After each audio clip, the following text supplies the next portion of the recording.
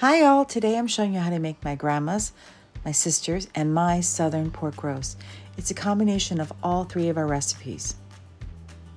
Ingredients you'll need: 4 smashed cloves of garlic, 4 cups of beef better than bouillon or beef stock, 1 pound of baby red potatoes, 1 medium onion, 3 tablespoons of vegetable oil, a half a cup of good white wine, 24 ounces of brown or baby bella mushrooms, a 3-pound boneless pork shoulder butt roast, a bunch of fresh thyme, 1 tablespoon of kosher salt, half a cup of all-purpose flour, and 2 tablespoons of butter. You'll need to preheat your oven to 350 degrees. First off, I start off by cutting in half the 24 ounces of brown mushrooms, but you can use baby bella if you want. It's up to you, whatever you want to use. And depending on how big they are, you either halve them or quarter them. And then I just set them to the side until I'm ready to cook them. And next, I'm going to peel and remove the top and root of the onion. Of course, my chopping skills are horrible, so I'm going to use the food processor as always.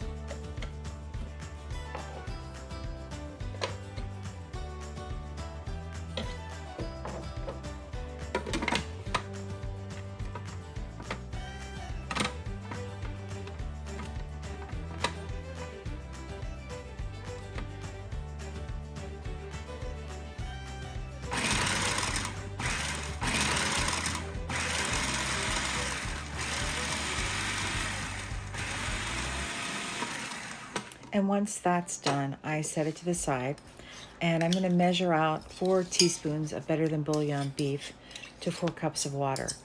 Again, if you'd like, you can use beef stock instead, but better than bouillon tastes really great and it's economical as well. You're going to mix it well, and when you're done mixing it, you're just going to set it to the side until we're ready to use it. Next, I'm going to measure out 2 tablespoons of butter and then place it in the Dutch oven. The Dutch oven is over a low-medium flame currently, and I'm adding also 1 tablespoon of vegetable oil. And then I'm going to add the mushrooms that I quartered, and I'm going to cook them until they've released all their water. I don't usually season the mushrooms because of the fact that the better than bouillon does have salt, so I don't want to make it too salty, so I don't do that.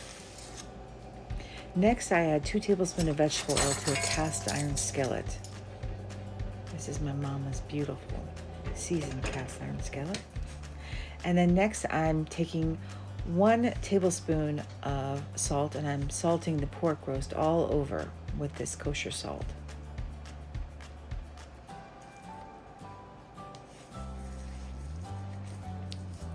And then next, I'm going to flour the pork roast with half a cup of flour on all sides. I just pick it up and I make sure it's completely coated, because this will thicken the jus that is created from cooking the pork roast in the oven such a long time. It cooks for 4 hours.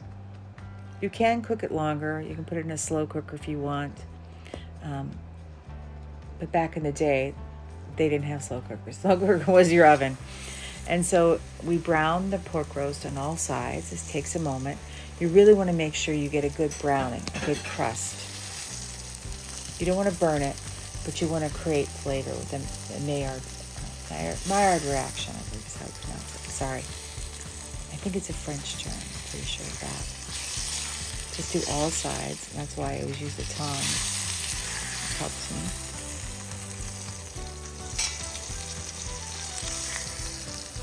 And it takes about 10 minutes to do all sides properly. And it's over a medium flame, by the way. I don't think I mentioned that. It's in the description, but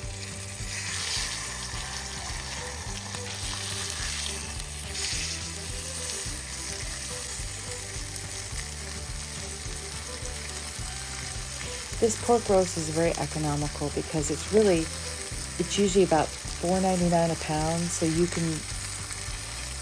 can get a 3-pound roast for $15, and you can pretty much make the whole roast for under like $22, I'd say.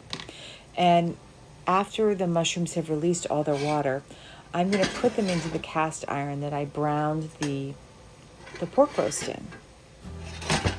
And there's no need to add any oil because the pork roast released some fat when it was cooking, being browned. And why we're browning the mushrooms is to build more flavor. I always pronounce it incorrectly. Maillard reaction. It's that yumminess, that umami flavor that we're building here. And once that's done, I will bring them back into the pot. But next I'm going to work on sauteing the onions. And I don't add any oil to the pan because there's still a little bit of oil and butter in there from when I cooked down the mushrooms and had it release its moisture.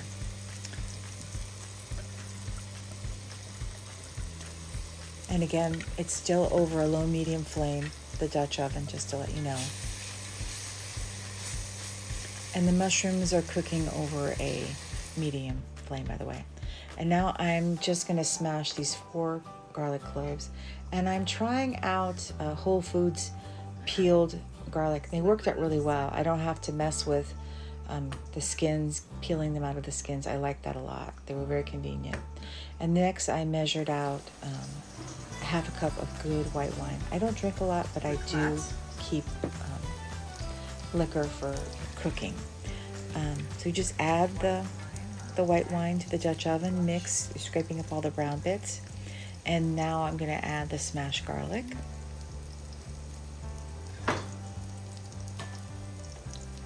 And when the mushrooms have browned to the likeness that I want, it has some good browning on there. Not burnt, just browned.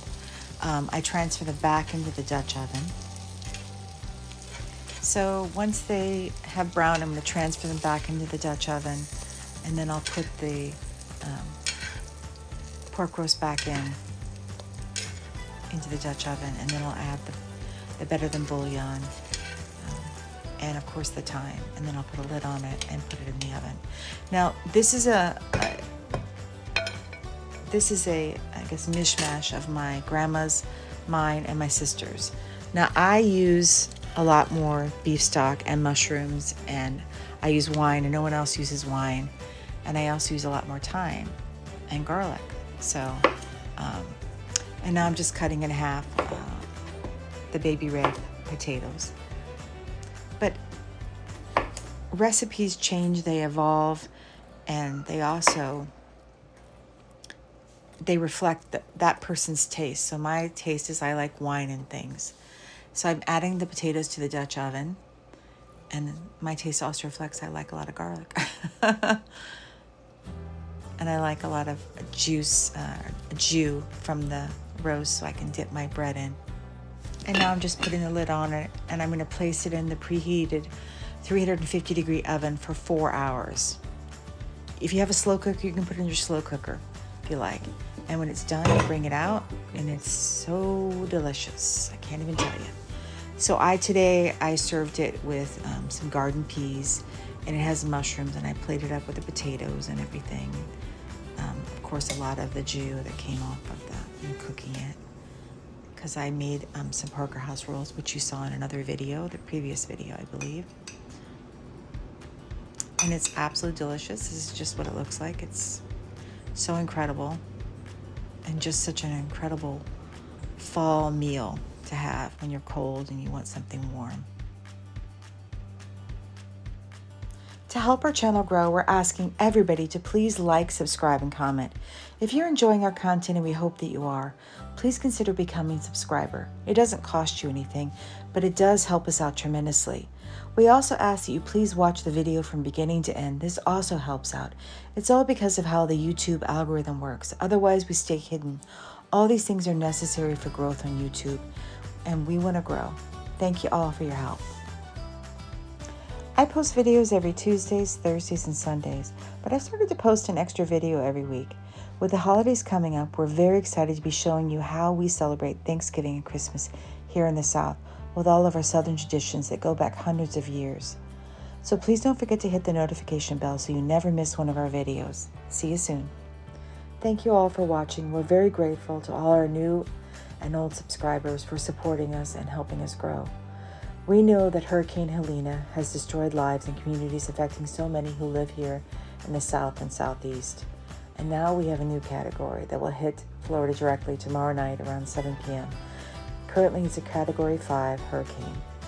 So we're encouraging everybody to please help those in need by donating to the American Red Cross, the Salvation Army, World Central Kitchen, All Hands and Hearts, AmeriCares, Operation Blessing, and Save the Children.